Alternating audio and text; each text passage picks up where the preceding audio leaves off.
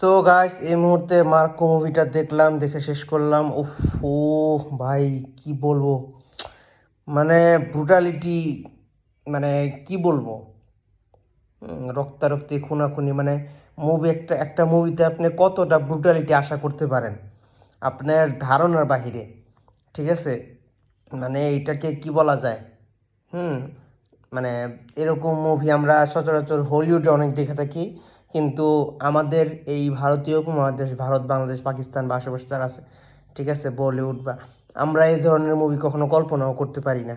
ঠিক আছে, মানে বলা যায় যে ইন্ডিয়াতে, মানে বলিউড, পুরো বলিউড কেন, মানে আমাদের এই উপমহাদেশের মধ্যে এরকম ব্রুটালিটি মার্কা মুভি, ঠিক আছে, এর আগে কখনো হয়নি, এটাই ফার্স্ট। মানে এতটা এনিম্যাল কি বলেন, আপনার এনিম্যাল বলেন বা এই কি বলে, এই যে আর কি কি আছে, এই যে KGF 2, হ্যাঁ, তারপরে কি বলে সালার, এগুলাতে কতটুকু আপনার মানে ব্রুটালিটি দেখছেন।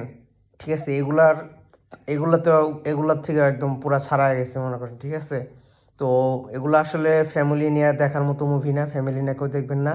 বাচ্চাদের বাচ্চাদেরকে এই সমস্ত মুভি থেকে দূরে রাখবেন।